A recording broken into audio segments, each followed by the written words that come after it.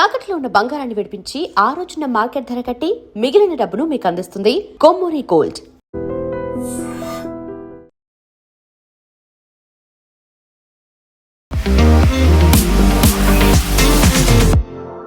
నమస్తే, నేను Kavitha. Welcome to I dream news and నిజాలు.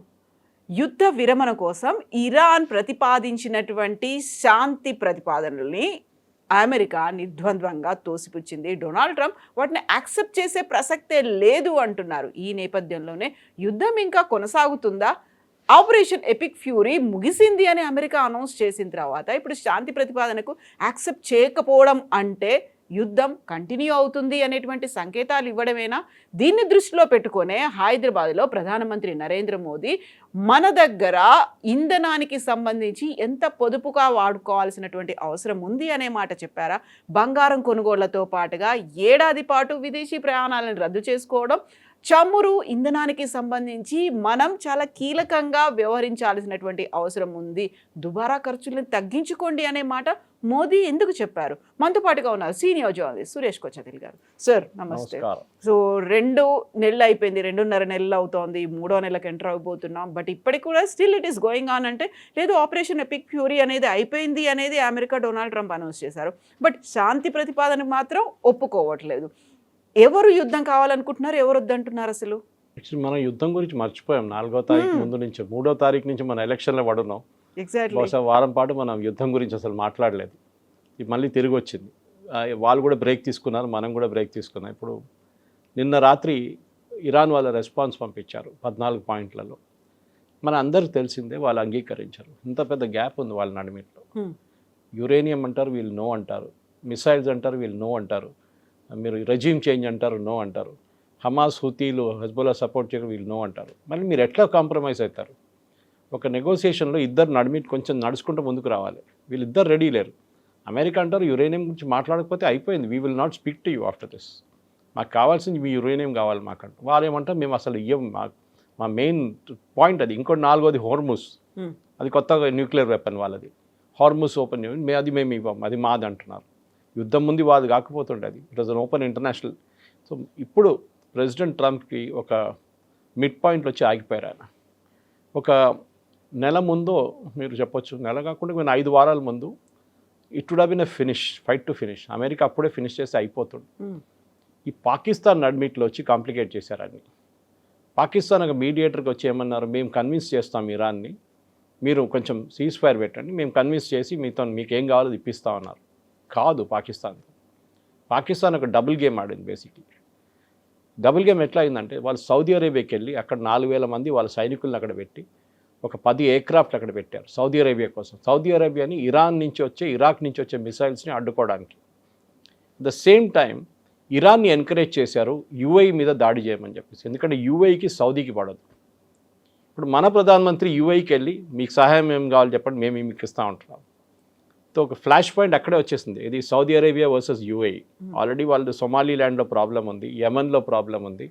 మొన్న కూడా జరిగింది, వాళ్ళు ఒపెక్ నుంచి యూఏఈ బయటకు వచ్చిన తర్వాత సౌదీ అరేబియా దాని మీద చాలా పెద్ద ఏం చెప్తారు, ఒక కోపం వచ్చింది వాళ్ళకి, లిటరల్గా కోపం వచ్చింది, ఎందుకు వెళ్ళిపోయారు ఒపెక్ నుంచి అని. ఇప్పుడున్న పరిస్థితుల్లో ప్రెసిడెంట్ ట్రంప్కి ఆప్షన్స్ ఏంటి? ఇవాళ పొద్దున Israeli prime minister Benjamin Netanyahu 60 Minutes అని చెప్పి CBS ఒక ప్రోగ్రామ్ ఉంది అమెరికాలో, చాలా మంచిది, వెరీ ఎక్సలెంట్ ప్రొఫెషనల్ ఇంటర్వ్యూస్. దాంట్లో ఆఫ్టర్ యుద్ధం మొదలైన తర్వాత ఫస్ట్ టైం బెంజమిన్ నెతన్యాహు ఒక అమెరికన్ ఛానల్తో ఇంత డీటెయిల్గా ఇంటర్వ్యూ ఇచ్చారు. ఆ ఇంటర్వ్యూ మీరు చూడాల్సింది. ఆ ఇంటర్వ్యూలో చాలా మటుకు బెంజమిన్ నెతన్యాహును అడిగిన ప్రతి ప్రశ్నకి ఆయన ఆలోచించి జవాబిచ్చారు. సో ఆయన దగ్గర అడిగారు, మీరు యుద్ధానికి వెళ్ళారు కదా, అమెరికాని మీరు గుంజి తీసుకెళ్లారని చెప్పి ఆరోపణ ఉంది, బలవంతంగా లాక్కెళ్ళారు అని చెప్పారు. అట్లేం లేదే, మేము అమెరికా ముందు ఆప్షన్స్ పెట్టాం, ఇది ఉంది, వీళ్ళు ఇవాళ మీట్ అవుతున్నారు, దట్ ఈస్ శనివారం రోజు February 20th ఒక మీటింగ్ జరగబోతుంది తెహరాన్లో, చాలా పెద్ద ఇంపార్టెంట్ మీటింగ్. దాంట్లో ఏదో పెద్ద ఒక నిర్ణయం తీసుకోబోతున్నారు, ఒక ఆపర్చునిటీ, మేము వెళ్ళి కొట్టేస్తున్నాం, మీరు వస్తారా అని అడిగారు. ప్రెసిడెంట్ ట్రంప్కి naturally Israeli prime minister credit తీసుకుంటే మళ్ళీ నేనేం చేయాలి, నేను కూడా పాల్గొన్నాను చెప్పని చెప్పి ఆయన కూడా తోడొచ్చేసారు. వచ్చిన తర్వాత ఇజ్రాయెల్ మీకు తెలుసు జరిగిపోయింది, Israel was no longer active. వాళ్ళకి కావాల్సిన వాళ్ళు సాధించుకున్నారు. సుప్రీం లీడర్ని చంపారు, 40 కమాండర్ని తీసేశారు. వాళ్ళు అటువైపు వెళ్ళిపోయారు, లెబనాన్ వైపు. ఇక్కడ హెజ్బుల్లాతో వాళ్ళ గొడవ అక్కడ ఉంది. అమెరికా ఇక్కడ చిక్కు. అమెరికా బాంబింగ్ చేశారు, అమెరికా మీద బాంబింగ్ జరిగింది. అమెరికా ఇద్దరు పైలట్లు ఒక డెజర్ట్లో పోయారు, మళ్ళీ వాళ్ళని తీసుకురావాల్సి వచ్చింది. అరౌండ్ F-16 పోయినాయి, ఒక C-130 పోయింది, ఒక హార్నెట్ పోయింది, చాలా మటుకు ఎయిర్క్రాఫ్ట్ పోయింది. వాళ్ళు చాలా నష్టాలు కూడా జరిగింది వాళ్ళ బేసెస్ మీద. ఇప్పుడు బయటకు వస్తుంది అదంతా. దాని తర్వాత అమెరికాకి పాకిస్తాన్ వచ్చి మేము హెల్ప్ చేస్తాం. Asim Munir is my great friend అంటారు ట్రంప్. ట్రంప్కి ఏంటంటే ఈ యుద్ధం నుంచి ఎట్టైనా బయటికి రావాలి, ఎందుకంటే అప్పుడే స్ట్రెయిట్ ఆఫ్ హార్మోస్ బంద్ చేశారు ఇరాన్. దాని తర్వాత ఆయిల్ ప్రైసెస్ పెరిగింది, స్టాక్ మార్కెట్ పడిపోయింది. ఈ పరిస్థితుల్లోనే ప్రెసిడెంట్ ట్రంప్కి పాకిస్తాన్ మేము ఇరాన్ని తీసుకొచ్చి మీరు చెప్పిన దాన్ని కన్విన్స్ చేస్తామన్నారు.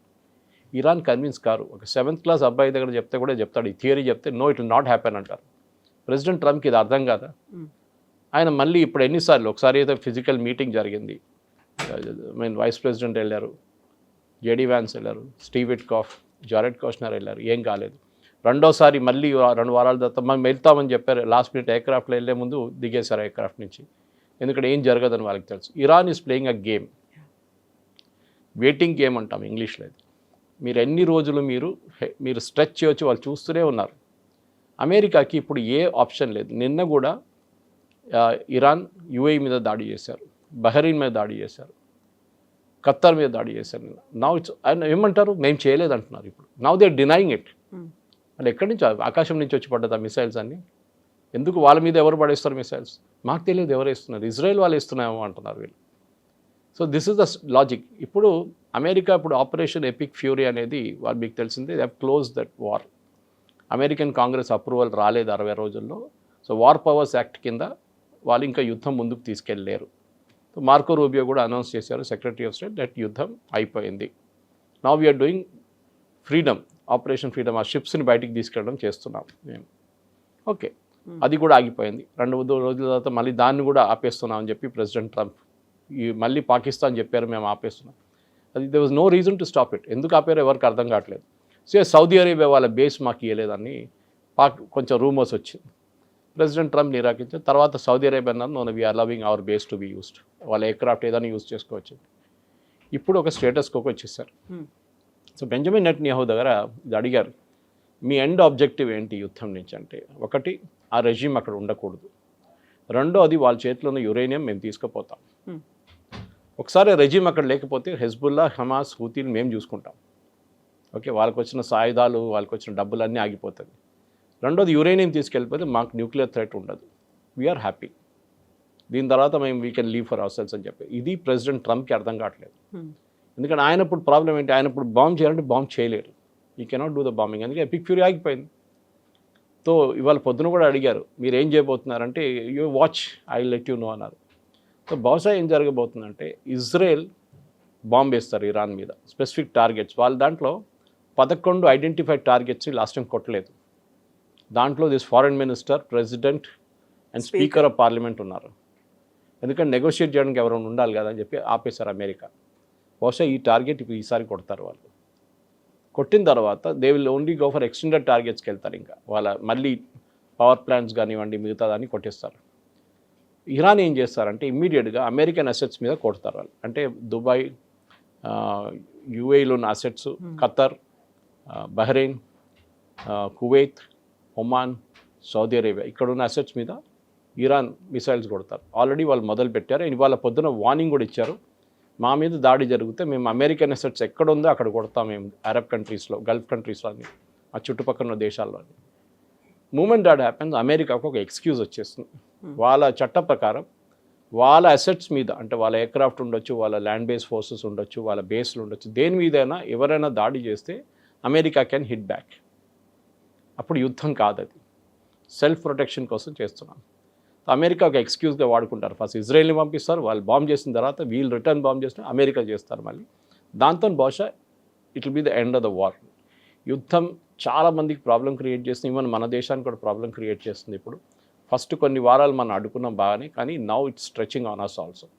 ప్రతి దేశం, మీరు మిడిల్ ఈస్ట్ నుంచి మీరు సౌత్ ఈస్ట్ ఏషియాకి వెళ్ళండి, జర్మనీ చూసుకోండి, ఫ్రాన్స్ చూడండి, ఆస్ట్రేలియా, న్యూజిలాండ్, అన్ని దేశాల్లో it is reached a point. వాళ్ళకి ఫ్యూయల్ లేదు, వాళ్ళ ఇన్ఫ్లేషన్ పెరిగింది, అట్ ద బంక్లో వాళ్ళ ఆయిల్ ప్రైసెస్ డబుల్ అయిపోయింది. మన దగ్గర ఒక పైసా కూడా పెంచలేదు ఇక్కడ ఎన్ని రోజులు. ఎల్పిజి కమర్షియల్ పెంచారు కానీ డొమెస్టిక్ ఇప్పుడు కూడా సబ్సిడైజ్ ఎలిమెంట్లో ఉంది. అది 23 రూపాయలు పెట్రోల్ లాస్ట్లో అమ్ముతున్నారు, 32 లీటర్ రూపాయల డీజిల్ లాస్ట్లో అమ్ముతున్నారు. ఎన్ని రోజులు? పెట్రోలియం కంపెనీ కూడా వాళ్ళు తట్టుకోలేరు. వాళ్ళు పబ్లిక్ లిమిటెడ్ కంపెనీ, వాళ్ళు షేర్ హోల్డర్స్ ఉన్నారు. స్టాక్ ఎక్స్చేంజ్కి వెళ్ళి రిపోర్ట్ చేయాలి వాళ్ళు మన నష్టాలు ఎంత వస్తుంది అనేది. సరే గవర్నమెంట్ కొంచెం మటుకు అడుగున్నారు, వాళ్ళ కస్టమ్స్ డ్యూటీ తగ్గించాలంటే చేశారు బాగానే. కానీ ఎన్ని రోజులు? ఈ యుద్ధం ఎప్పుడు ఆగుతుంది మనకి ఎవరికి తెలియట్లేదు. అండ్ ప్రెసిడెంట్ ట్రంప్కి ఏమో మిడ్ టర్మ్ పోల్స్ వస్తుంది, ఆయనకి అది టెన్షన్ ఉంది. సో నెక్స్ట్ ఆర్ యా పార్ అంటారు హిందీలో, అది బహుశా నెక్స్ట్ ఈ వారంలో నెక్స్ట్ వీక్లో తెలిసిపోతుంది. సో తేల్చుకోవడానికి అయితే సిద్ధపడ్డాయి, బట్ ఆ ఇంపాక్ట్ అనేది ప్రపంచ దేశాల మీద పడింది. మన దాకా రాలేదు, ఇప్పటిదాకా మనం ధరల్ని పెంచలేదు, కాకపోతే మనం కంట్రోల్డ్గా ఉండాల్సినటువంటి అవసరం ఉంది. వర్క్ ఫ్రమ్ హోమ్ని ఆప్షన్ని మీరు ఆప్ట్ చేసుకోండి, ఆర్ఎల్స్ పబ్లిక్ ట్రాన్స్పోర్ట్ని యూజ్ చేసుకోండి, కార్ పూలింగ్ని చేసుకోండి, అనవసరమైనటువంటి ఖర్చులు పెట్టకండి, 1 year పాటు బంగారాన్ని కొనకండి. ఇవన్నీ చెప్పడం అంటే are we going to face అయిన ఒక ఫైనాన్షియల్ క్రైసిస్ ఏమన్నా మన మీద పడబోతోందా? మోదీ ఎందుకని హైదరాబాద్కు వచ్చినప్పుడు ఆ మాట మాట్లాడారు?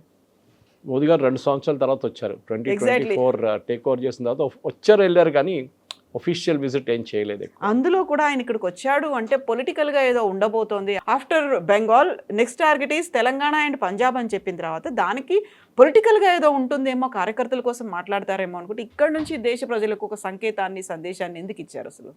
కోర్స్ ఆయనకు ఒక ఎక్స్క్యూజ్ ఉండాలండే దానికోసం. సో హైదరాబాద్కి వచ్చిన తర్వాత ఇప్పుడు ఒక రివ్యూ లాగా ఆయన ఆల్మోస్ట్ ఎంత ఇప్పుడు ఆల్మోస్ట్ 8 to 10 weeks అవుతుంది, 10 to 12 weeks అవుతుంది యుద్ధం. ఫిబ్రవరి 28 తారీఖు మొదలైంది. So March, April and we are in May 10th. So technically ఒక 70 రోజులు అని చెప్పొచ్చు. 70 రోజులు ఒక యుద్ధం జరిగిన తర్వాత దాని ఇంపాక్ట్ ఏముంటుంది? ప్రతి దేశం మీద ఇంపాక్ట్ ఉంది.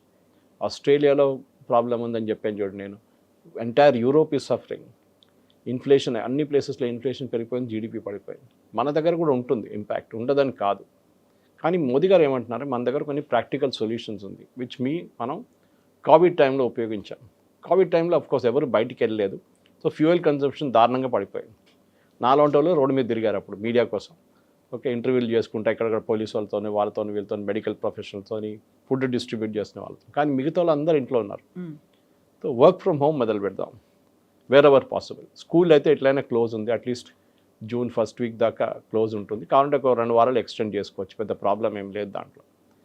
కాకుండా మిగతా ఏం చేయాల్సి వస్తుంది? ఒకటి, ఈ side use metro, public transport use చేయండి, ఎక్కడైతే మెట్రోలు ఉన్నాయో అక్కడ యూజ్ చేయండి. ఇంకోటి ఆయన అన్నారు cooking oil consumption, which is very interesting. Cooking oil consumption దీనికంటే ముందు కూడా చెప్పారు ఆయన ఈ మాట.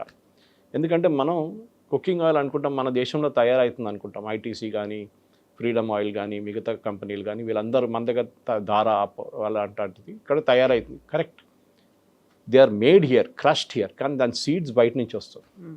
ఫర్ ఎగ్జాంపుల్ సన్ఫ్లవర్ సీడ్స్ కూడా మన దగ్గర ప్రొడక్షన్ చాలా తక్కువ, మనం యూక్రెయిన్ నుంచి తెచ్చుకుంటాం. మనం దానికోసం యూక్రెయిన్ యుద్ధం మొదలైనప్పుడు సడన్గా సన్ఫ్లవర్ ఆయిల్ రేట్స్ 220 రూపాయలకి వెళ్ళింది. తర్వాత మనం ఇంకా సోర్సెస్ నుంచి తెచ్చుకున్నాం, తగ్గింది అప్పుడు రేటు.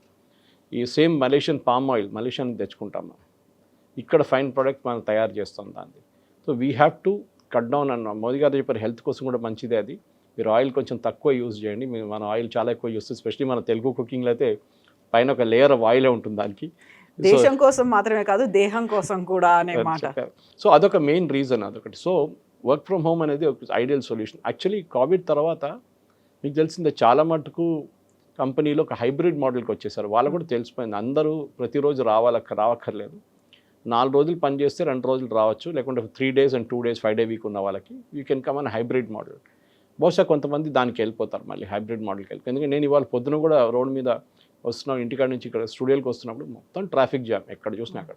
అంటే ప్రజలు వినట్లేదు అసలు. మేబీ దాని ఇంపాక్ట్ కొన్ని రోజుల తర్వాత వస్తుంది. నేనైతే I'm all for cutting down అని ఒక చిన్న రేషనింగ్ చేయాల్సిందే. ఎందుకంటే అంతమంది రోడ్డు మీద తిరగక్కర్లేదు, కానీ తిరుగుతున్నారు. ఎందుకంటే పెట్రోల్ ఉంది కదా, డీజిల్ ఉంది కదా, నింపేసి ఫుల్ ట్యాంక్ కొట్టేసుకుంటూ తిరుగుతున్నారు వాళ్ళందరూ. కానీ తగ్గించాల్సింది, మొదటిగా ఇదే చెప్పారు. ఇంకోటి ఆయన చాలా మటుకు చెప్పారంటే అంటే ఒక సెల్ఫ్ డిసిప్లిన్ ఉండాలి ఈ టైంలో అని చెప్పారు. అది ఫస్ట్ టైం చెప్పినప్పుడు చెప్పారు కూడా, డిసిప్లిన్ కోవిడ్ టైంలో ఎట్లా డిసిప్లిన్ మెయింటైన్ చేయాలి, డిసిప్లిన్ ఉండాలని చెప్పారు. ఇక్కడ ఉన్న ప్రజలకి మన దగ్గర అది పెద్ద ఒక ప్రాబ్లం, సెల్ఫ్ డిసిప్లిన్ అనేది మన దగ్గర లేదు. కానీ యుద్ధంలో ఉన్న ఇంపాక్ట్ గురించి మాట్లాడుతున్నారు, ఫారిన్ ఎక్స్చేంజ్ గురించి, బంగారం గురించి చెప్పారు. బంగారం కొనక్కర్లేదు, 1 సంవత్సరం పాటు బంగారం కొనకండి అని చెప్పారు.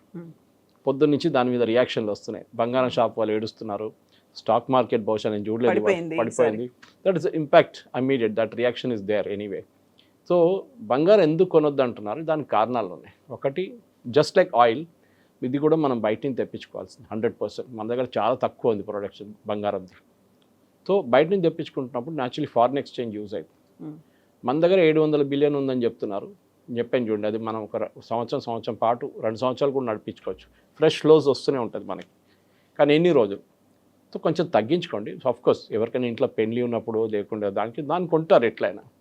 కానీ యాజ్ అన్ ఇన్వెస్ట్మెంట్ ఆప్షన్ ఇప్పుడు కొనకండి. యాక్సిడెంట్స్ కొనట్లేదు ఎవరు, ఎందుకంటే రేట్ అంత పెరిగింది. ఇప్పుడు everybody is waiting for the rate to come down. So అంత కొనట్లేదు. సో బంగారం కొనకండి ఇప్పుడు. నెక్స్ట్ ఒక పాయింట్ ఏం చెప్పారంటే, ఇంటర్నేషనల్ హాలిడేస్ కొంచెం తగ్గించండి. డెస్టినేషన్ వెడ్డింగ్స్ పెట్టుకోకండి. ఇక్కడ ముందు కూడా చెప్పారు, కానీ ఈసారి చాలా క్లియర్గా చెప్పారు. ఈవెన్ ఇంటర్నేషనల్ హాలిడేస్ తగ్గించండి. ఫారిన్ ఎక్స్చేంజ్ మన దగ్గర చాలా మటుకు ఖర్చు అవుతుంది దానికి. ఈవెన్ డెస్టినేషన్ వెడ్డింగ్ కూడా మీరు లక్షల ఖర్చు పెడతారు బయట. You use dollars like crazy. మీరు ఇక్కడ పెళ్లి పెట్టుకోండి, ఇండియాలో వెకేషన్ చేసుకోండి, మీకు ప్రాబ్లం ఉండదు. ఐ థింక్ ఇది హోలిస్టిక్గా చూస్తే ఒక సెన్సిబుల్ సజెషన్. దాంట్లో అన్ని 100% ఇంప్లిమెంటేషన్ అవుతుందంటే కాదు. గవర్నమెంట్ ఎవరిని ఆపలేరు. మీరు బంగారం షాప్కి వెళ్ళకూడదు, బంగారం షాప్ బంద్ చేద్దామంటే అది కూడా కాదు. That economy has to run also. అది కూడా నడవాలి కదా. ఎంతోమంది దాని మీద బతుకుతున్నారు. జ్యువెలరీ అమ్మడం ఒకటే కాదు, జ్యువెలరీ డిజైన్ చేసేటోళ్ళు చాలామంది ఉన్నారు. ఓకే, దాంతో ఒక వర్క్ స్కిల్ ఉన్న వాళ్ళు చాలా తక్కువ. ఇప్పుడు తగ్గు వస్తున్నారు. ఇప్పుడు వాళ్ళకు ఉద్యోగం ఉండాలి. Yes, short term pain, long term gain అంటమ్మా. ఇది షార్ట్ టర్మ్ పెయిన్ ఇది. సో గతంలో కూడా వికసిత్ భారత్ గురించి చాలా ఎక్కువగా గొప్పగా చెప్పుకుంటూ వచ్చారు. ఇప్పుడేమో సడన్గా మా వోకల్ ఫర్ లోకల్ అనే మాట, గ్లోబల్గా ఉన్నటువంటి లగ్జరియస్ బ్రాండ్స్ ఏవైతే ఉన్నాయో వాటన్నిటిని కొనకండి, లగ్జరీస్ని తగ్గించుకోండి అని ఈ చెప్పడం ఒకవైపు అయితే, ఆర్థిక సంక్షోభం మనకేమైనా రాబోతోందా? నిజంగా ఆయిల్ సంక్షోభం, క్రైసిస్ అనేది మన దగ్గర ఉందా? దాన్ని బయటపడడానికి మనకి ఇండైరెక్ట్గా ఇండికేషన్స్ ఇస్తున్నారా? మొన్నటిదాకా రిసోర్సెస్ బాగా ఉన్నాయి, మన దగ్గర నిల్వలు ఉన్నాయి, స్టోరేజ్ కెపాసిటీ ఇంత ఉంది, 2 నెలలు కావచ్చు, 75 రోజుల పాటు మనకు అవైలబుల్గా ఉంటాయి, ఇన్ని చెప్పిన తర్వాత ఆల్ ఆఫ్ ది సడన్ ఒకేసారి ఉన్నట్టుండి చెప్పాడు, మీరు అన్నింటినీ కట్ డౌన్ చేసుకోండి.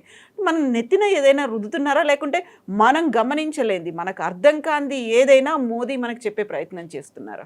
మోదీ గారు 8 గంటలకు రాలేదు, అది చాలా పెద్ద అడ్వాంటేజ్. నైట్ మిక్రో అని రాలేదు, 8 o'clock అనగానే అందరికి భయం వేస్తుంది, మళ్ళీ ఏదో జరగబోతుంది. ఎస్, ఒక బెల్ట్ టైట్నింగ్ ఎక్సర్సైజ్ ఉండాల్సింది, దాంట్లో డౌట్ లేదు. ఎందుకంటే చాలా మటుకు మిగతా దేశాలు చూస్తూ నేర్చుకోవాలి. ఒక శ్రీలంకని చూడండి, కంప్లీట్లీ బ్యాంక్రప్ట్. పాకిస్తాన్ 2 వారాలు కావాల్సిన ఆయిల్ కూడా వాళ్ళ దగ్గర కొనలేరు వాళ్ళు.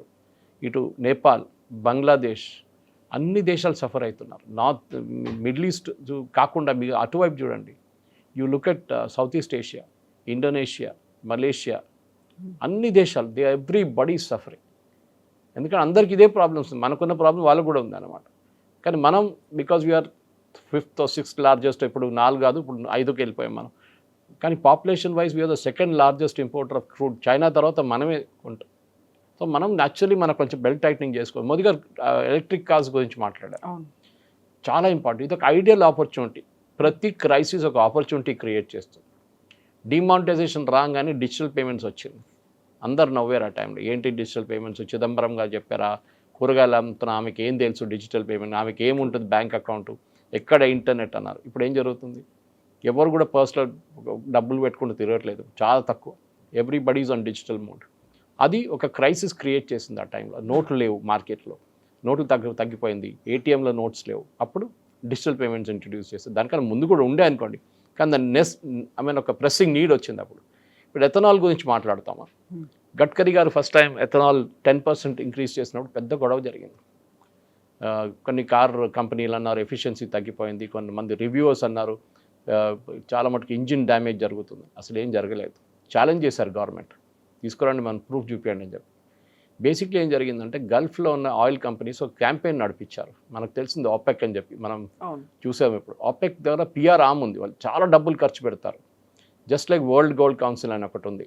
ఈ బంగారం అమ్మే దేశాలు అంటే సౌత్ ఆఫ్రికా లాంటి దేశాలు, దాని దుబాయ్ లాంటి ట్రేడింగ్ ఉన్న దేశాల్లో ఒక పెద్ద లాబీ ఇది వరల్డ్ గోల్డ్ కౌన్సిల్. వాళ్ళే మన ధన్తేరాస్ తయారు చేశారు. ధన్తేరాస్లో బంగారం కొనడం కాన్సెప్ట్ వాళ్ళ దగ్గర నుంచి మొదలైంది. సెంటిమెంట్ లాగా చూపించిందాన్ని. World gold council president, India ప్రెసిడెంట్ని నేను కలిసాను ఒకసారి, ఇప్పుడు కాదు, నేను టైమ్స్ ఆఫ్ ఇండియాలో పనిచేసిన టైంలో. ఆయన ఓపెన్గా చెప్పారు నాకు, of the record, Suresh garu ఇది ఒక marketing strategy Dhanteras. I'm just taking it off the main discussion కాదు, కానీ బంగారం గురించి మాట్లాడడం ఇది రావాలి. ఇది మా స్ట్రాటజీ. మా స్టేల్ ఫ్లాట్ అయిపోతుంది మా సేల్స్ అంతా. పెంచుకోవడానికి మేము ఒక దంతేరాస్లో బంగారం కొనాలని చెప్పి ఒక కాన్సెప్ట్ తీసుకొచ్చి అది క్లిక్ అయింది. క్యాంపెయిన్ నడిపించాం, కోట్లు ఖర్చు పెట్టాం మేమని. ఎనీవే నేను ఓపెక్ గురించి ఇక్కడికి వస్తున్నాను, ఎందుకంటే ఓపెక్ వాళ్ళు క్యాంపెయిన్ నడిపించారు. దాని తర్వాత గడ్కరీ గారు దాన్ని 20% చేశారు ఎథనాల్ని, ఎస్పెషల్లీ న్యూ కార్స్లో అది యూజ్ చేసుకోవచ్చు. పెద్ద గొడవ దాని కూడా. మళ్ళీ ఇప్పుడు ఆయన 100% అంటున్నారు. అప్పుడు ఆలోచించండి, ఇండియన్ రైల్వేస్ వాళ్ళ కంప్లీట్ డీజిల్ లోకోమోటివ్స్ని ఎలక్ట్రిక్ చేసినప్పుడు ఎంత పెద్ద గొడవ జరిగింది ఆ టైంలో. ఇండియాలో అది లేదు, ఇండియాలో ఎలక్ట్రిసిటీ లేదు, ట్రైన్ నడిమిట్లు ఆగిపోతుంది, అది ఇదని చెప్పి పెద్ద ఏమైనా జరిగిందంటే ఏం జరగలేదు. Everything got converted to electric. మీరు బిలీవ్ చేయరు, ఇక్కడ కొంత యూనివర్సిటీస్ ఉన్నారు మన హైదరాబాద్లోనే, వాళ్ళ మెయిన్ కిచెన్స్ హాస్టల్ కానీ మిగతా దానికి మొత్తం ఎలక్ట్రిక్ చేసుకున్నారు లాస్ట్ 1 monthలో. ఎట్లా చేశారు? ఇంగ్లీష్లో అంటారు necessity the mother of invention అని. ఎగ్జాక్ట్లీ. ఓకే, మీకు క్రైసిస్ వచ్చినప్పుడు అప్పుడు మీరు ఆలోచిస్తారా ఇది ముందెందుకు ఆలోచించలేదు ఇది. దాన్ని సోలార్ కనెక్ట్ చేస్తున్నారు ఇప్పుడు. సో ప్రతి దానికి ఒక ఆపర్చునిటీ. సో మోదీ గారు అదే చెప్పారు, యూస్ ఎలక్ట్రిక్ వెహికల్స్. మనం చూస్తున్నాం సెంట్రల్ గవర్నమెంట్ ఇచ్చే ఫండ్స్తోని కొంటున్న బస్సులు కూడా చూస్తున్నాం సిటీలో. ప్రతి సిటీలో వాళ్ళు ఇస్తారు 600-500 బస్సులు ఇస్తారు, అన్నీ ఎలక్ట్రిక్ ఇస్తారు. ఇప్పుడు they are not giving non electric vehicles. Diesel buses ఇవ్వట్లేదు, అసలు ఫండింగ్ ఇవ్వట్లేదు. ఇది కూడా ఒక ideal opportunity. Let us use it. No there ఏం ప్రాబ్లం లేదు, కానీ మన దగ్గర ఒక రిలక్టెన్స్ ఉంటుంది. మన దేశం ఎందుకు ప్రాబ్లం ఏముంది, పెట్రోల్ ఫుల్ ట్యాంక్ కొట్టించుకుంటే ఏమవుతుంది. మన ఒక బెల్ట్ టైట్నింగ్ ఇట్లాంటి క్రైసిస్ వచ్చినప్పుడే మన దేశంలో ఒక డిసిప్లిన్ మెయింటైన్ చేసుకున్నాను. కోవిడ్ టైంలో యాక్చువల్లీ చాలా టఫ్గా గవర్నమెంట్ చేయాల్సి వచ్చింది. నాకు గుర్తుంది, నేను బయట తిరుగుతున్నప్పుడు చాలామందిని పోలీసు వాళ్ళు డిటైన్ చేశారు. ఒకరిని అక్కడ మిలిటరీ డైరీ ఫామ్ రోడ్ దగ్గర చూశాను, వాడిని పట్టుకున్నారు పోలీసు వాడు. సో మేము కూడా ఇంటర్వ్యూ చేస్తున్నాం అక్కడ. ఆ టైంలో మా కెమెరామెన్ మైక్ తీసుకెళ్ళి ఇచ్చాడు ఆయనకి పట్టుకోని చెప్పి. వాడు దగ్గర అడిగాం, నువ్వు ఎందుకు రోడ్డు మీదకి వచ్చానంటే ఎంతమంది తిరుగుతున్నారు రోడ్డు మీద చూడడానికి నేను వచ్చానంట. ఆలోచించండి, అట్లాంటి ఒక యాటిట్యూడ్ మన దగ్గర ఉంది. మెట్రోలో వెళ్ళమంటే అంటాడు, నా ఇంటి పక్క నుంచి వెళ్ళాలి మెట్రో, నా ఇంటి ముందు నుంచి వెళ్ళాలి, నేను ఎక్కడ దిగాలి అక్కడ మా కంపెనీ ముందు మెట్రో స్టేషన్ ఉండాలంట. అది కాదు. You learn from people of Mumbai. వాళ్ళు ఎంత కష్టపడి ఆ ట్రైన్లో వెళ్తారు. ఫస్ట్ వాళ్ళు 1 కిలోమీటర్ నడుచుకుంటూ వెళ్తారు, బస్సు తీసుకుంటారు, మళ్ళీ స్టేషన్ దిగుతారు, మళ్ళీ ఆ ట్రైన్ తీసుకుంటారు, మళ్ళీ వాళ్ళ ఆఫీస్కి బస్సు తీసుకుంటారు. They are like that. ఇప్పుడు ఆఫ్ కోర్స్ ఊబర్ వచ్చింది అనుకోండి, కానీ ఆ టైంలో బస్సులే ఉండే, BEST బస్సెస్. ఆ డిస్ట్రిక్ట్ మనకు ఆ ప్రాబ్లం ఇది లేదు. MMTS యూసేజ్ చూడండి చాలా తక్కువ, 40,000 మంది యూజ్ చేస్తున్నారు. అది మినిమం 1 లక్ష 2 లక్షలకు తీసుకురావాల్సి వస్తుంది. ఈ మెట్రో 4 లక్షలు నడుస్తుంది, it can easily go to 6 lakhs. కానీ మన వాళ్ళు కొంచెం డైరెక్ట్ హైదరాబాద్కి నడవడం అనేది ఒక మన కల్చర్లో లేదు. అది we want everything in front of us అనమాట. సో ఒక మోదీ గారు చెప్పిన దానికి డిసిప్లిన్ అంటున్నారు. కోవిడ్ని ఎగ్జాంపుల్గా కోట్ చేశారు. So definitely foreign exchange save చేయాల్సిందే. మన dependence on petrol and diesel తగ్గించాలి. పైప్ న్యాచురల్ గ్యాస్ చూడండి, ఇది ఇప్పుడు రాబోయే అన్నిటికంటే పెద్ద రెవల్యూషన్. ఇది మనం ఊహించలేము, అంత పెద్ద రెవల్యూషన్ రాబోతుంది. All kitchens of commercial kitchens, ఇప్పుడు నేను ఎలక్ట్రిక్ చెప్పాను చూడండి, అట్లానే ప్రతి కమర్షియల్ కిచెన్కి రెస్టారెంట్ కానివ్వండి, ఇండస్ట్రియల్ క్యాంటీన్స్ కానివ్వండి, కాలేజ్ స్కూల్ క్యాంటీన్స్ కానివ్వండి, ఏదైనా రోడ్ సైడ్ డాబాలు కానివ్వండి, అందరు PNGకి రావాల్సిందే. ఒక్కోది రోడ్ సైడ్ డాబాలు కొన్ని ప్రాబ్లం ఉంటుంది డిస్టెన్స్ వైజ్, కానీ సిటీ లోపల you can easily do PNG. అది నెక్స్ట్ బిగ్ రెవల్యూషన్. అది వచ్చేస్తే మనకు సేవింగ్ చాలా మటుకు వస్తుంది. బట్ ఇక్కడ సప్లై చైన్ డిస్రప్ట్ అయింది కరోనా టైం నుంచి అని చెప్పిన తర్వాత ఇప్పుడు హర్ముజ్ క్లోజ్ చేస్తే అన్ని దేశాల మీద ఇంపాక్ట్ పడింది అనే దాంతో పాటుగా అక్కడ నుంచి ఆయిల్ అండ్ న్యాచురల్ గ్యాసెస్ రావట్లేదు, అక్కడ నుంచి ఫర్టిలైజర్స్ కూడా రావట్లేదు. బట్ మన రైతులకు ఆయన ఒక సందేశాన్ని ఇచ్చాడు, ఫర్టిలైజర్స్ని తగ్గించుకోండి, ఆర్గానిక్ వైపు వెళ్ళండి. అంటే ఫర్టిలైజర్ క్రైసిస్ కూడా ఉందనా, లేకుంటే ఉన్నటువంటి న్యాచురల్గా ఉన్నదాన్ని యూస్ చేసుకోమనా? 2 క్రైసిస్ ఉన్నాయి ఫెర్టిలైజర్లో. ఒకటి nitrogen. Nitrogen is a by product of crude oil. ఈ క్రూడ్ ఆయిల్ అంటే మనం ఫస్ట్ డీజిల్ పెట్రోల్ అనుకుంటాం, దాని తర్వాత LPG అనుకుంటాం. క్రూడ్ ఆయిల్లో చాలా మటుకు బై ప్రోడక్ట్స్ ఉన్నాయి. ఒక్కొక్క ప్రాసెస్లో డిస్టిల్ చేస్తూ వస్తున్నప్పుడు ఒక్కొక్క ప్రోడక్ట్ వస్తుంది. ఒక డిస్టిలింగ్ ప్రాసెస్లో పెట్రోల్ వస్తుంది, దాని తర్వాత డీజిల్ వస్తుంది, కెరసిన్ వస్తుంది, ఎయిర్ టర్బైన్ ఫ్యూయల్ వస్తుంది. చాలా మటుకు డిఫరెంట్ ఫ్యూయల్స్ ఉన్నాయి, compress natural gas and LPG. దాని తర్వాత మీథేన్, నైట్రోజన్, ప్రొపేన్, ఇట్లాంటి గ్యాసెస్ వస్తుంది. సో మనం అదని మర్చిపోతాం. We are only looking at the top bracket. మీకు MRI మిషన్స్ నడిపించాలంటే చాలా మటుకు మన దగ్గర ఆగిపోయి ఉండే MRI మిషన్, ఎందుకంటే దాని మ్యాగ్నెట్స్ ఉంటుంది చూడండి చుట్టూ, ఇట్ గెట్స్ హీటెడ్ అప్, చాలా హీట్ అయిపోతుంది అది యూజ్ చేసేటప్పుడు. దాన్ని కూల్ చేయడానికి మీథేన్ యూజ్ చేస్తారు. అది లేకుండే చాలా రోజు ఆగిపోయింది సప్లై, ఖతార్ వైపు నుంచి వస్తుండే అది, ఇట్ స్టాప్ టోటలీ. ఇప్పుడు మళ్ళీ రిటర్న్ ఇంకొక సోర్స్ నుంచి తెప్పించుకుంటున్నాం మనం. కానీ ఆలోచించండి, మనం అనుకుంటాం బాటిల్స్ లేవు ఇప్పుడు. ఇప్పుడు బియర్ కంపెనీ వాళ్ళు అడుగుతున్నారు మా దగ్గర బాటిల్ ఏం చేయమంటారని, ప్లాస్టిక్లో అమ్మొచ్చా అని అడుగుతున్నారు. ప్లాస్టిక్ బాటిల్ కూడా మెటీరియల్ లేదు. Every part is associated with petroleum. దాని బై ప్రొడక్ట్స్ చాలా ఉంటుంది. సో ప్రతి దానికి ఇప్పుడు చూడండి రేట్లు పెరుగుతుంది. దాన్ని మళ్ళీ ఎవరు బ్లేమ్ చేస్తారు? మీరు మోదీ గారిని బ్లేమ్ చేస్తారు, ఎవరు బ్లేమ్ చేస్తారు? Because middle east war is impacting everybody. ఈ యుద్ధం అనేది మన ప్రెసిడెంట్ ట్రంప్కి ప్రాబ్లం లేదు. అమెరికా వాళ్ళ ఫ్యూయల్ వాళ్ళు ప్రొడ్యూస్ చేసుకుంటాం, మనకి ప్రాబ్లం ఉంది. కానీ అక్కడ కూడా రేట్ పెరిగింది. అట్ ద బంక్ వాళ్ళకి $2 నుంచి $4కి వెళ్ళిపోయింది పర్ గ్యాలన్. ఇప్పుడు వాళ్ళు కూడా కోపం ఉంది అక్కడ అమెరికాలో కూడా చాలా మటుకు ప్రజలకి. మన దగ్గర గవర్నమెంట్ మనకి కుషన్ చేసుకున్నారు ఇప్పుడు దాకా, ఎక్సెప్ట్ ఫర్ కమర్షియల్ ఎల్పిజి. కానీ ఏదో ఒక రోజు ఇది కూడా పెరుగుతుంది. కానీ మనం కన్జంప్షన్ తగ్గించుకుంటే we can cut down our cost and then look for alternatives. PNG వస్తే మనం ఎల్పిజి కట్ చేసుకోవచ్చు కంప్లీట్గా. అది గవర్నమెంట్ ప్రపోజల్ అన్నమాట. చూద్దాం ముందుకు వెళ్తూ ఇంకా బహుశా ఇదొక ప్రెసిడెంట్ ట్రంప్ ఇది ఒక 2-4 వారాలు ఇది ఫినిష్ చేసేస్తే situation will come back to normal. కానీ కంప్లీట్ రిలీఫ్ రావాలంటే 6 నెలలు పడుతుంది. అన్ని ఎక్స్పర్ట్స్ అందరు చెప్తున్నారు ఈ యుద్ధం రేపు ఆగితే కూడా 6 నెలలు పడుతుంది. ఇది ఇంపాక్ట్ ఎందుకంటే ఖతార్లో ఉన్న గ్యాస్ ఫెసిలిటీస్ని కొట్టారు ఇరాన్, సౌదీ అరామ్కోని కొట్టారు. అరామ్కో చీఫ్ అన్నారు 1 billion barrels of oil has been lost in this war అని. ఈ ఏం చెప్తారు 4 + 4 8 + 2 10 వారాల్లో we have lost 1 billion barrels of oil supply. లోకంకి వెళ్ళలేదు ఎక్కడికి. సో అది సముద్రంలో పారబోస్తున్నారు అనేది కూడా ఇప్పుడు వస్తుంది. దిస్ వీ టాక్డ్ అబౌట్, మీకు గుర్తుంటుంది ఎగ్జాక్ట్లీ. కర్గ్ ఐలాండ్ నిండిపోతే ఏం చేస్తారు? మనం ఓవర్ హెడ్ ట్యాంక్ లాగా లీక్ అవుతుందా అని అడిగాం. అదే జరుగుతుంది. ఇరాన్ అంటున్నారు మీరు ఏం పోతే మాది పోయింది అంతే కదా. వాళ్ళు సముద్రం ఎన్విరాన్మెంట్ మీద కూడా ఎఫెక్ట్ పడుతుంది. సూసైడ్ మెంటాలిటీ ఉంది వాళ్ళకి. మేము పోతాం మిమ్మల్ని కూడా తీసుకెళ్తాం మీ తోడు ఆ తోడు. సో వాళ్ళ ఫిషెస్ పోతుంది, వాళ్ళ ఫిషర్మెన్కి ప్రాబ్లం ఉంటుంది అక్కడ. కానీ ఖతార్కి ప్రాబ్లం ఉంటుంది, కువైత్కి ప్రాబ్లం ఉంటుంది, బహ్రెయిన్కి ప్రాబ్లం ఉంటుంది. ఇరాన్ పట్టించుకోవట్లేదు. మీరు అనుమతించట్లేదు మా షిప్స్ని, మేము కొట్టేస్తాం మేము. ఇది జరుగుతుంది. ఇప్పుడు ఏమంటున్నారు కొత్తగా, ఏ దేశమైనా మా మీద శాంక్షన్స్ పెట్టారో, not just US, Britain, France వీళ్ళందరూ శాంక్షన్స్ పెట్టారు. ఆ దేశాల మీద కూడా మేము వాళ్ళ షిప్స్ మీద కూడా మేము దాడి చేస్తాం. So it's expanding horizontally. ఇప్పుడు ఆపాలంటే ఇరాన్ని కొట్టాల్సిందే, there is no other option. అక్కడున్న రెజీమ్ని కొట్టిపడేస్తే కొత్త రెజీమ్ రావచ్చు, లేకుంటే at least some kind of regime అక్కడ వస్తుంది. కానీ ఇది ఎక్కువ రోజులు నడవాలి. ఫస్ట్ క్లియరెన్స్ చేయాలంటే స్ట్రైట్ ఆఫ్ హార్మస్. అది చేయాలంటే ఇరానియన్ రెజీమ్ని కొట్టాల్సి వస్తుంది. ఆ ఇరాన్ రెమినెంట్స్ మస్కిటో ఫ్లీట్ అని ఒక ఫ్లీట్ ఉంది అక్కడ, చిన్న బోట్లు, ఆ కర్గ్ ఐలాండ్ వైపు నుంచి ఇక్కడ దాకా కషమ్ ఐలాండ్ దాకా, అది మొత్తం కొట్టాల్సి వస్తుంది వాళ్ళు. సో దానికోసం ఇప్పుడు బ్రిటన్ ఒక వార్షిప్ పంపిస్తున్నారు, ఫ్రాన్స్ పంపిస్తున్నారు.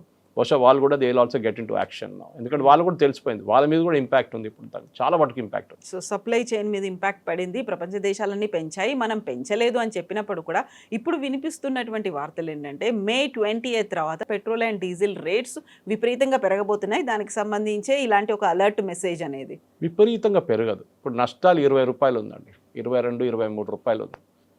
మనం అన్ని ఆయిల్ కాంట్రాక్ట్స్ మనది లాంగ్ టర్మ్ కాంట్రాక్ట్స్ ఉంటుంది. మనం రేపటి కోసం ఇవాళ కొనం. మీరు స్ట్రాటజిక్ పెట్రోలియం రిజర్వ్స్ గురించి చెప్పారు కవిత గారు. మనకి 65 రోజుల్లో స్ట్రాటజిక్ పెట్రోలియం రిజర్వ్స్ ఉంది. మనం ఫస్ట్ ఆల్మోస్ట్ 30 రోజుల స్ట్రాటజిక్ రిజర్వ్స్ మనం వాడుకున్నాం. ఇంకా 30 రోజులు అక్కడ ఉంది. చైనా దగ్గర 220 రోజులది ఉంది. వాళ్ళు కూడా హాఫ్ వాడుకున్నారు. ఎందుకంటే ఎస్పెషలీ స్ట్రైట్ ఆఫ్ హార్మోస్ బంద్ చేసిన తర్వాత వాళ్ళ మొత్తం సప్లై ఎక్కడి నుంచి వస్తుండే, రష్యా నుంచి, ఇరాన్ నుంచి మేజర్ సప్లైస్ ఉండే వాళ్ళకి. ఇప్పుడు రష్యా ఒకటే ఉంది వాళ్ళకి, ఇరాన్ ఇవ్వట్లేదు ఆయిల్. ఇరాన్ ఆయిల్ బయటకు రాలేకపోతుంది. బహుశా ఇప్పుడు బీజింగ్లో మీటింగ్ జరగబోతుంది, ప్రెసిడెంట్ సమిట్ ఒకటి ఉంది, Xi Jinping and president Trump. దాంట్లో ఏమైనా నిర్ణయం రావచ్చు. అది ఇంకోటి, ప్రెసిడెంట్ ట్రంప్ అక్కడ ఉన్నప్పుడు బాంబింగ్ జరిగితే దానికన్నా పెద్ద ఎంబారాస్మెంట్ ఇంకేం ఉండదు.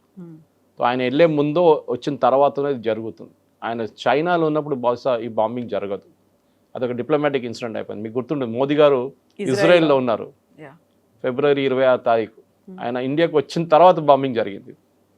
So that maybe it's a coincidence, but జరిగింది అట్లనే. సో ఇది కూడా అంతే జరుగుతుంది. సో చైనా దీంట్లో ఒక పెద్ద రోల్ ప్లే చేస్తున్నారు. ఎందుకంటే ఆయుధాల పార్ట్ బెంజమిన్ నెటన్యాహు 60-minute ఇంటర్వ్యూలు అన్నారు, what role did China play అంటే వీ నో ఇట్ అన్నారు.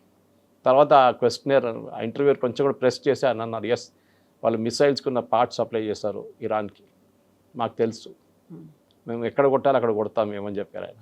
సో ఈ యుద్ధం ఇప్పుడు ఒక హారిజాంటల్ స్కోప్లో ఎక్స్పాండ్ అయిపోతున్నప్పుడు మనం గుర్తుపెట్టుకోవాల్సింది ఒకటి, ఇజ్రాయెల్ ఒక స్పెసిఫిక్ స్ట్రాటజీతో వెళ్ళారు. వాళ్ళు మీరు యుద్ధం బంద్ చేస్తే కూడా వాళ్ళు బాంబ్ చేస్తారు ఇరాన్ని, అక్కడున్న రెజీమ్ వెళ్ళేదాకా, వాళ్ళు న్యూక్లియర్ సరెండర్ చేసేదాకా. మన దగ్గర పెరుగుతాయంటారా? సో అక్కడికి వస్తున్నాను నేను. ఒక 22 రూపాయలు ఇప్పుడు ఇంటర్నేషనల్ మార్కెట్లో పెరిగింది మనకి ఇంపాక్ట్. దాన్ని కుషన్ చేయాలంటే గవర్నమెంట్ ఒకవైపు స్టేట్ గవర్నమెంట్స్ వాళ్ళ వ్యాట్ కట్ చేయొచ్చు. విపరీతంగా వ్యాట్ ఛార్జ్ చేస్తారు ఇక్కడ. మన దగ్గర possibility Telangana is one of the highest. Karnataka తక్కువ ఉండే, ఇప్పుడు కర్ణాటక కూడా పెంచారు ఒక 3 నెలల ముందు. వాళ్ళు డబ్బులు తక్కువ పడ్డదని చెప్పి వాళ్ళ దగ్గర ఫ్రీబీ స్కీమ్స్ ఇచ్చిన తర్వాత. ఒకటి వ్యాట్ తగ్గించవచ్చు, రెండవది కస్టమ్స్ డ్యూటీ తగ్గించవచ్చు, మూడోది అట్ ద బంక్ 3-5 రూపాయలు పెంచవచ్చు నా అంచనా. ఇది maybe it will be more, maybe it will be less, but as far as possible government దీన్ని కొంచెం ముందుకు తీసుకురావడానికి ట్రై చేస్తారు. ఎందుకంటే లాస్ట్ 3 సంవత్సరాల్లో పెట్రోలియం కంపెనీస్ చాలా ప్రాఫిట్స్ వాళ్ళు వాళ్ళు దే మేడ్ ఇనఫ్ మనీ, వాళ్ళు సంపాదించుకున్నారు. ఆ ప్రాఫిట్స్ వాళ్ళు ఇప్పుడు వాడుకుంటున్నారు. గవర్నమెంట్ ఆయిల్ బాండ్స్, చిదంబరం గారి టైంలో ఆయిల్ బాండ్స్ ఇష్యూ చేశారు, అది కూడా బహుశా చేయొచ్చు. దట్ విల్ అగైన్ ఎకానమీ మళ్ళీ బాగుపడితే ఆ ఆయిల్ బాండ్స్ మనం ఈజీగా మనం ట్రేడ్ చేసుకోవచ్చు అని గవర్నమెంట్ ఒక స్ట్రాటజీ ఉండొచ్చు. కానీ నేను అనుకుంటాను ఒక మైనర్ ఉంటుంది, అంత పెద్ద మార్పు రాదు. అండ్ మోదీ గారు ఇంకో మెయిన్ పాయింట్ చెప్పారు, మీరు ట్రక్స్ వాడడం మానేసేయండి, పార్సెల్స్ ఇది మీరు రైల్వేలో పంపేయండి అన్నారు. That's a major point.